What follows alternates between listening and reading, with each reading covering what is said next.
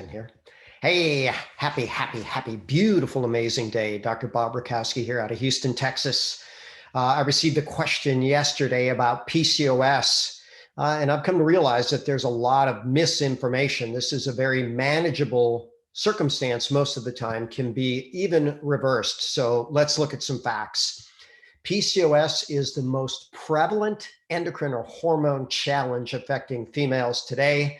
By the way, if you ever want to look up the references, PubMed ID, if you just type that into your Google search bar, you can get right to the medical article. So you start looking at fertility challenges, mood changes, acne, fatigue, insulin resistance, by the way, is more of a cause, increased androgens, loss of hair, irregular periods, low sex drive. The cysts themselves are the problem.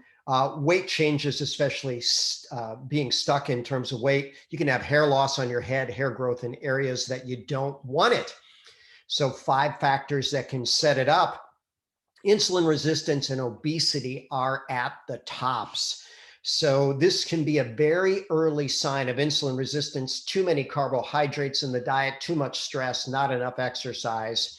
What about toxins? Toxins can do it, especially estrogen-related toxins. There's estrogens in plastics, estrogens in pesticides, estrogens injected into animals. What about a weakened immune system? Well, the immune system is supposed to keep in check bad cells. So not just overgrowth within the ovaries, but really anywhere in the body. And we'll talk later about the link to autoimmunity, but definitely there are immune challenges. Poor dietary choices, all organic is definitely my choice. I also like, by the way, eat not too much food and not too often. Intermittent fasting, calorie restriction, these are some of the most healthful strategies ever. And what about your genes? Well, genes are 5 to 10% of what we create, but I like this recommendation on this picture, be joyful always. And that's a really good start to managing your genes. So the question is this you? Well, do you have cravings for sugar? Are you having a hard time losing weight? Do you have fatigue after meals? Are you having increased fat storage? Do you have cysts on your ovaries? Are you starting to get acne, facial hair, infertility, loss of hair on your head?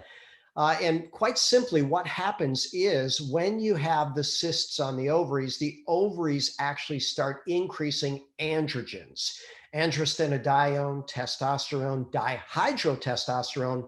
And these are not so good for the female in excess. You need some, but not excess. So a picture of hirsutism, hair growth, hair loss, both of these are quite distressing to most females.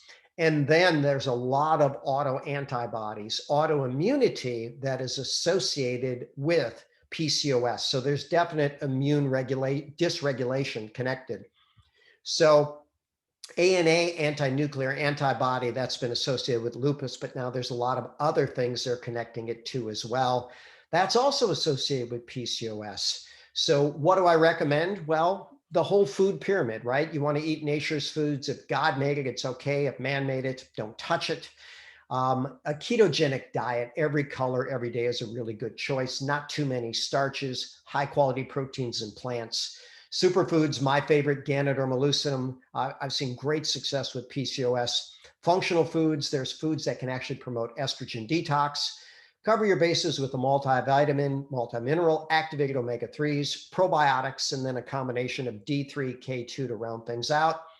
And I gave a talk about autoimmunity and the nutrients that are known to promote immune balance. In other words, tone down autoimmunity. Vitamin D, DHEA, Ganoderma, Periloseed, Resolvins, and gut health. And there are your PubMed studies if you want.